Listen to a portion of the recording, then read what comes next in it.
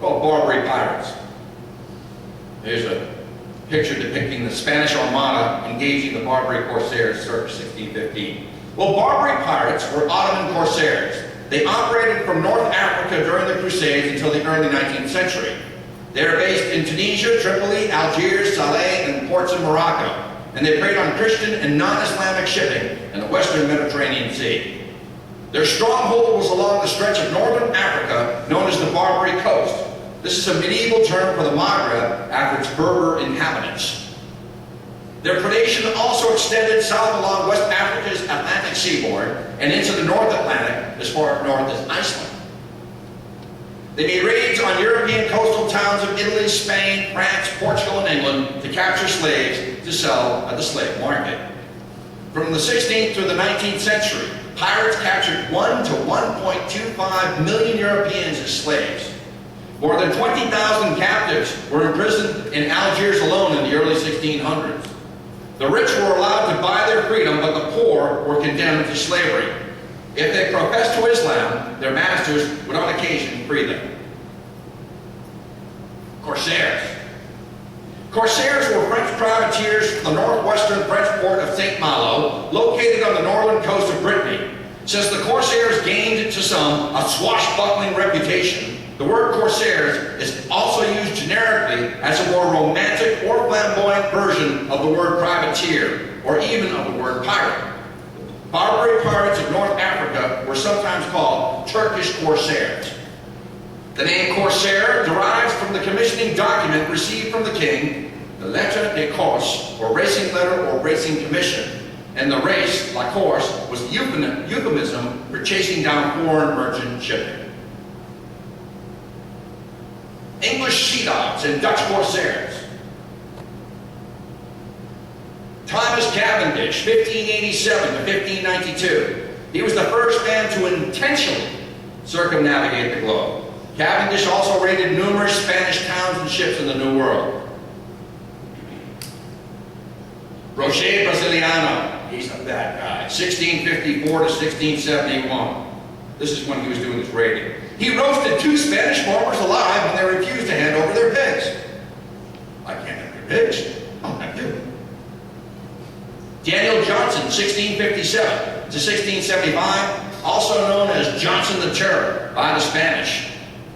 Daniel Montbarts, 1660s and the 1670s, a former French naval officer. He engaged in a destructive war against Spain and the Caribbean and the Spanish Main. Spanish Main was mainland coast of the Spanish Empire around the Caribbean. His hatred of the Spanish earned him the name Montbars the Exterminator. Thomas Paine, not the give me liberty, give me death guy. 1680s, a colonial American privateer who raided several settlements in the West Indies, most notably against Rio de la Hacha in 1680. He also drove the French from Block Island in Rhode Island. And Nicholas Brown, circa 1726. He was active off the coast of Jamaica. Brown was eventually killed and had his head pickled by a childhood friend. Buccaneers. The Buccaneers, which comes from the French word boucan, which means barbecue, because they tended to barbecue meat in open pits on the beach, hence the name Buccaneer, were pirates who attacked Spanish, French, and Dutch shipping in the Caribbean islands during the late 17th century. Originally, Buccaneer crews were larger, more apt to attack coastal cities, and more localized to the Caribbean than later pirate crews who sailed to the Indian Ocean on the pirate round in the late 17th century. The pirate round was a sailing route followed by certain Anglo-American pirates, mainly during the late 17th century. The course led from the western Atlantic around the southern tip of Africa, stopping at Madagascar, then on to targets such as the coast of Yemen and India. The pirate round was largely coextensive with the routes of the East India ships of Britain and other nations. They just followed the merchant ships. Pray on. The Golden Age of Piracy, well, it was considered to exist between the years 1650 and 1729. But actually, the decade of 1715 through 1725 had a marked increase in the number of pirates operating along the Caribbean, the American coast, the Indian Ocean, and the western coast of Africa. Some of your more famous pirates originated in the Golden Age of Piracy. And this is the period that the modern conception of pirates as depicted in popular culture is derived. During the 18th century, many European and colonial American sailors and privateers found themselves unemployed, especially after the Peace of Utrecht was signed in 1713 at the conclusion of the War, the Spanish Succession. And of course, what fueled it? The triangular trade.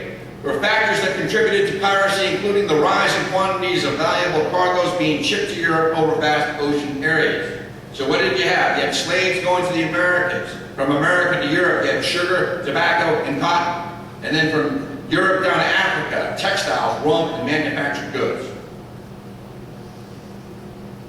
Where did the pirates operate?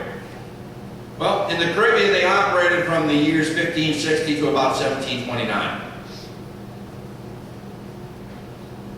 They also operated in the Strait of Malacca, near Singapore and Malaysia, from 1460 until the present day. And also in the British Virgin Islands from 1685 to 1808.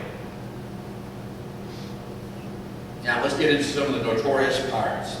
William Kidd, from England, active between 1431 and 1456, pre-colonial. His base of operations, Exmouth, and he commanded La Trinite.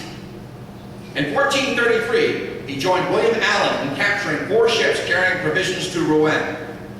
In 1436, he sailed into St. Paul de Leon in Brittany with 8 barges and ballingers, and then sailed off with the St. Noon.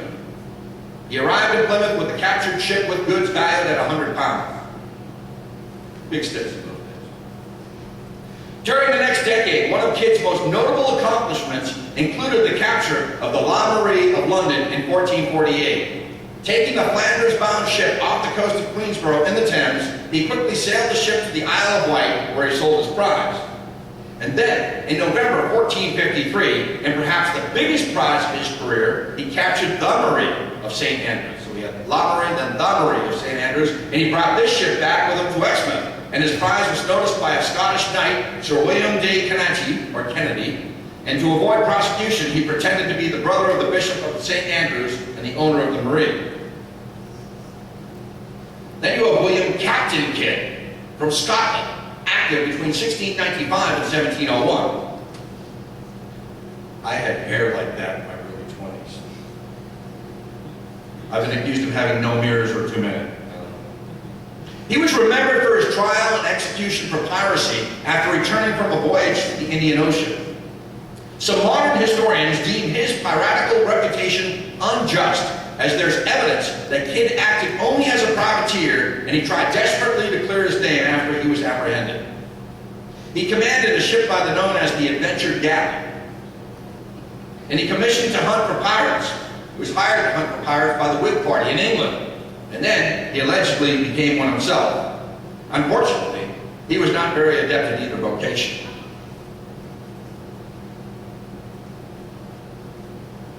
So, finding that he was wanted in the Americas and in England, he cashed a ship and jumped aboard a sloop to New York.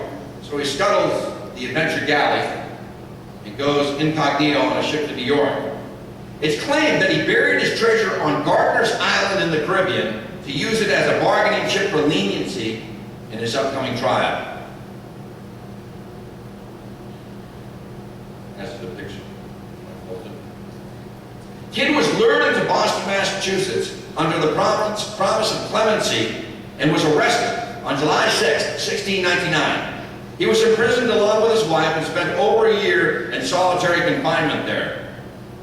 He was then sent back to England to trial, and his original Whig backers disowned him, despite his pleas for their assistance. And of course, he was hanged on May 23, 1701 at Execution Dock in Wapping, London. What a way to go.